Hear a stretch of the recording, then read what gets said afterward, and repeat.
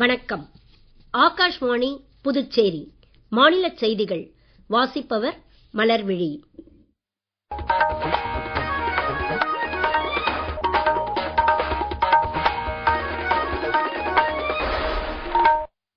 தலைப்புச் செய்திகள். புதுடெல்லியில் சிங்கப்பூர் பிரதமருக்கும் பிரதமர் திரு நரேந்திர மோடிக்கும் இடையிலான பேச்சுவார்த்தைகளை தொடர்ந்து பல்வேறு துறைகளில் 5 இருதரப்பு உடன்பாடுகள் கையெழுத்தாகி உள்ளன. வங்கி சேவைகளை மக்களின் வீட்டிற்கே சென்று வழங்கும் உலகின் மிகப்பெரிய வங்கி கட்டமைப்பாக இந்தியாவின் அஞ்சல் துறை மேம்பட்டுள்ளதாக பிரதமர் திரு நரேந்திர மோடி கூறியுள்ளார்.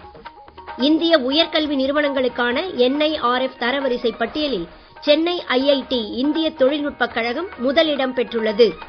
வரி குறைப்பு உட்பட GST கட்டமைப்பில் மத்திய அரசு அறிவித்துள்ள மாற்றங்களை புதுச்சேரி உட்பட நாடு முழுவதும் அனைத்து தரப்பினரும் வரவேற்றுள்ளனர்.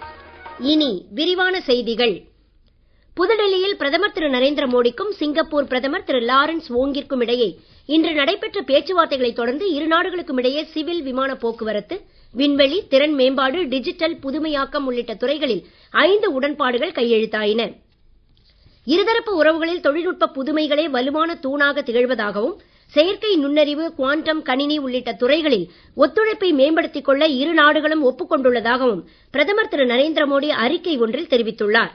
பரஸ்பர வர்த்தகத்தை ஊக்குவிக்கும் வகையில் பொருளாதார ஒத்துழைப்பிற்கான விரிவான இருதரப்பு உடன்பாட்டை காலக்கெடு அடிப்படையில் மறு ஆய்வு செய்யவும் இரு நாடுகளும் முடிவு செய்திருப்பதாக அவர் கூறினார்.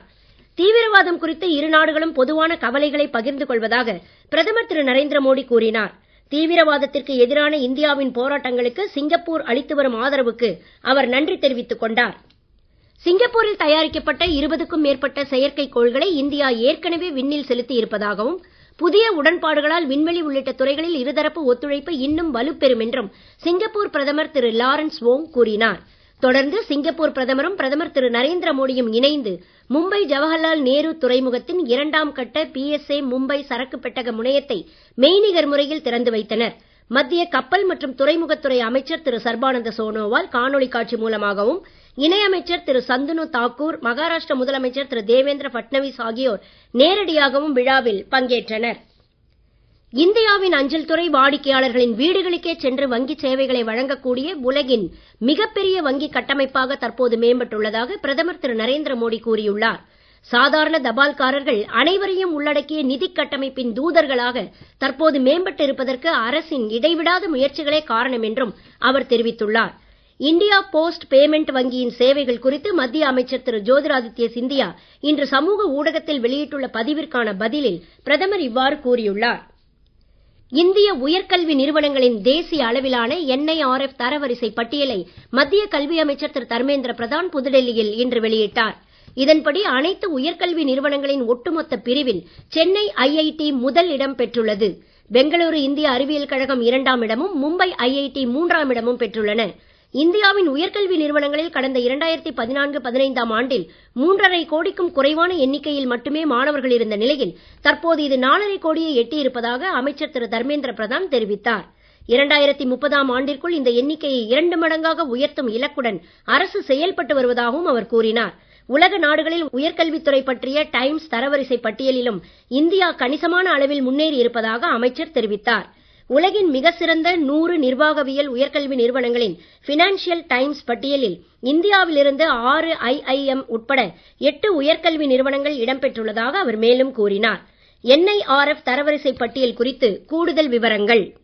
NIRF தரவரிசை பட்டியலில் சென்னை IIT உயர்கல்வி நிறுவனம் பொறியியல் கல்வி நிறுவனங்கள் பிரிவிலும் முதலிடம் பெற்றுள்ளது. நிர்வாகவியல் கல்வி நிறுவனங்கள் பிரிவில் IIM அகமதாபாத், சட்டக்கல்வி நிறுவனங்கள் பிரிவில் பெங்களூரு தேசிய சட்டப்பள்ளி, மருத்துவ கல்வி நிறுவனங்கள் பிரிவில் டெல்லி எய்ம்ஸ் ஆகியன முதலிடம் பெற்றுள்ளன. புதுச்சேரி ஜிப்மர் மருத்துவ உயர்கல்வி நிறுவனங்கள் பிரிவில் தேசிய அளவில் 4ஆம் இடம் பெற்றுள்ளது. கடந்த ஆண்டு 5ஆம் இடத்திலிருந்து ஜிப்மர் இவ்வாண்டு 4ஆம் இடத்திற்கு முன்னேறி இருப்பதையொட்டி ஜிப்மர் இயக்குனர் டாக்டர் வீர் சிங் நேகி ஜிப்மர் மருத்துவர்கள், ஊழியர்கள் உட்பட அனைவருக்கும் வாழ்த்து தெரிவித்துள்ளார். புதுச்சேரி துணைநிலை ஆளுநர் திரு கைலாஷ்நாதன் இன்று காரைக்கால் மாவட்டம் பட்டினச்சேரி மீனவர் கிராமத்தில் மத்திய திட்டத்தின் கீழ் மீன்வள பல்நோக்கு மையம் மற்றும் மீன் உலர்வு தளம் அமைக்கும் பணிகளை பூமி பூஜை செய்து தொடக்கி வைத்தார். காரைக்கால் அரசு மருத்துவமனையில் புதிதாக நிறுவப்பட்டுள்ள MRI ஸ்கேன் கருவியை அவர் மக்கள் பயன்பாட்டிற்கு அர்ப்பணித்து வைத்தார். முன்னதாக கிளிஞ்சல்மேடு எல்லையம்மன் மாரியம்மன் கோவில் மகா கும்பாபிஷேக விழாவிலும் துணைநிலை ஆளுநர் கலந்து கொண்டார். நீங்கள் கேட்டுக்கொண்டிருப்பது மாநில செய்திகள். ஆகாஷ்வாணி செய்திகளை நேயர்கள் உடனுக்குடன் தெரிந்து கொள்ள எமது புதுச்சேரி மண்டல செய்திப் பிரிவின் சமூக ஊடகங்களான @AIRnews_புதுவை என்ற எக்ஸ் பக்கத்தையும், all India radio news Puducherry என்ற பேஸ்புக் பக்கத்தையும், @RNU புதுச்சேரி என்ற யூடியூப் சேனலையும் அணுகலாம். செய்திகள் தொடர்கின்றன. அடுத்த தலைமுறை ஜிஎஸ்டி சீர்திருத்தங்களை பல்வேறு தொழில்துறை அமைப்புகள் வரவேற்றுள்ளன. நாட்டில் முதலீடு மற்றும் உற்பத்தியை பெருக்க ஜிஎஸ்டி சீர்திருத்தங்கள் உதவிகரமாக இருக்கும் என்று அசோசேம் தொழில் வர்த்தக கூட்டமைப்பின் பொதுச் செயலர் திரு அசோக் சிங்கால் கூறியுள்ளார். 2 அடுக்கு வரி கட்டமைப்பினால் சிறு குறு மற்றும் நடுத்தர தொழில் நிறுவனங்களின் வரி இணக்க சுமை குறையும் என்றும், வரி குறைப்பினால் சாதாரண மனிதனின் கையில் செலவு போக மிஞ்சும் பணம் அதிகரிக்கும் என்றும் அவர் தெரிவித்துள்ளார். டிஜிட்டல் மயத்துடன் வரி சீர்திருத்தங்களும் இணைவதால் அனைவருக்குமே வாழ்க்கை எளிதாகும் என்றும் அவர் கூறியுள்ளார்.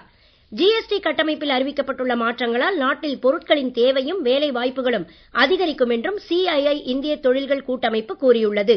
வரி குறைப்பின் பலன்களை விரைந்து மக்களுக்கு வழங்குவதில் தொழில்துறை அரசுடன் ஒருங்கிணைந்து செயல்படும் என்றும் இந்த அமைப்பு நம்பிக்கை வெளியிட்டுள்ளது. ஜிஎஸ்டி வசூல் தொடர்ந்து அதிகரித்து வரும் நிலையில் புதிய சீர்திருத்தங்கள் ஜிஎஸ்டி கட்டமைப்பின் முதிர்வை வெளிப்படுத்தும் வகையில் அமைந்திருப்பதாக ஃபிக்கி தொழில் வர்த்தக கூட்டமைப்பின் முன்னாள் தலைவர் திரு சுப்ரகாந்த் பாண்டா கூறியுள்ளார். சுயசார்பு இந்தியாவை உருவாக்குவதற்கான அஸ்திவாரம் புதிய சீர்திருத்தங்களால் மேலும் வலுப்பெறும் என்றும் அவர் தெரிவித்துள்ளார். உணவு, உடை, மருந்து உட்பட அன்றாட பயன்பாட்டிற்கான அநேகமாக எல்லா பொருட்கள் மீதும் ஜிஎஸ்டி குறைக்கப்பட்டுள்ளதால் நுகர்வோர் பெரிய அளவில் பயன்பெறுவார்கள் என்று மத்திய தொழில் வர்த்தக அமைச்சர் திரு பியூஷ் கோயல் கூறியுள்ளார். சரக்கு மற்றும் சேவை வரியில் பெரிய தீபாவளி பரிசு காத்திருப்பதாக ஆகஸ்ட் 15ஆம் தேதி பிரதமர் திரு நரேந்திர மோடி வெளியிட்ட அறிவிப்பு தற்போது நிறைவேற்றப்பட்டுள்ளதாக அவர் இன்று புதுடெல்லியில் நிகழ்ச்சி ஒன்றில் பேசுகையில் கூறினார்.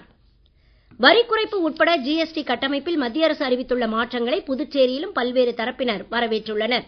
இதுகுறித்து புதுச்சேரி வர்த்தக சபை தலைவர் திரு குணசேகரன் உட்பட பல்வேறு தரப்பினர் வெளியிட்டுள்ள கருத்துக்கள்.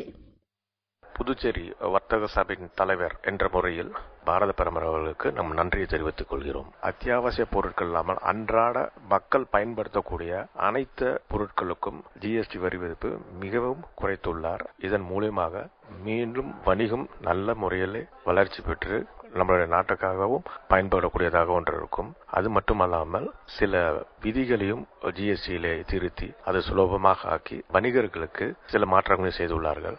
என் பேர் தர்மசம்வர்தனி. நான் ஒரு தனியார் பள்ளியில முதல்வரா இருக்கேன்.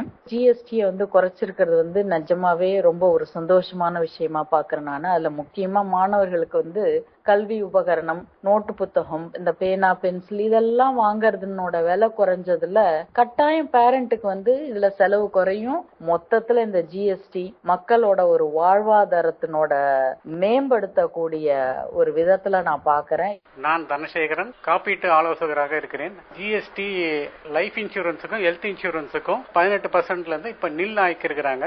இது பாத்தீங்கன்னா எல்லா பொதுமக்களும் ரொம்ப வரவேற்பு தெரிவிக்கிறாங்க. எதிர்காலத்துல பாத்தீங்கன்னா நிறைய குடும்பத்தார் இதனால பயன்பெறுவாங்க. புது புது இன்சூரன்ஸ் காப்பீடு எடுப்பாங்க. இது அனைவருக்கும் ஒரு உபயோகமான செய்தியாக இருக்கிறது. என் பெயர் மோனிகா. நான் ஒரு பள்ளி மாணவி. நிர்மலா சீதாராமன் அவர்கள் அறிவித்த ஜிஎஸ்டி திட்டத்துல எனக்கு ரொம்ப சந்தோஷம் கொடுக்கிற விஷயம் என்னன்னு பாத்தீங்கன்னா, ஸ்டேஷனரி ஐட்டம்ஸ்க்கு ஃபுல்லாவே ஜிஎஸ்டி இல்லன்னு சொல்லியிருக்காங்க. அது ரொம்பவே ஹாப்பியான நியூஸ். இன்னொரு விஷயம் ஜெனரலா கிட்ஸ் எங்களுக்குலாம் பால் பொருட்கள் எல்லாமே ரொம்ப பிடிக்கும். சோ அதுக்கும் ஜிஎஸ்டி குறைச்சிருக்காங்க. அதுவும் ரொம்ப ஹாப்பியான நியூஸா இருக்கு. வணக்கம், என்னோட பேர் சூரிய நாராயணன். நான் ஒரு பிரைவேட் பினான்ஸ் செக்டர்ல ஒர்க் பண்றேன். அதனால வண்டி நிறைய யூஸா இருக்கும். என் வண்டி பாத்தீங்கன்னா இப்ப சமீபத்துல நிறைய பழுதடைஞ்சிருச்சு. அதனால மாத்தணும்னு நினைச்சிட்டு இருந்தேன். நான் மாத்த முடியல. ஏன்னா ஜிஎஸ்டி 28% போட்டிருக்காங்க. அதனால என் பட்ஜெட்குள்ள அந்த வண்டி வரல. இப்போ ஜிஎஸ்டி 28% இருந்து 18 குறைச்சிருக்காங்க. இதனால 10% மணி எனக்கு சேவ் ஆகுது. இப்போ நான் வண்டி வாங்குறதுக்காக நான் பாத்துட்டு இருக்கேன். என்ன மாதிரி நிறைய பேர் இந்த ப்ராப்ளம் இருக்கிறாங்க. ஸோ இது எல்லாருக்கும் ரொம்ப யூஸ்ஃபுல்லா இருக்கும்.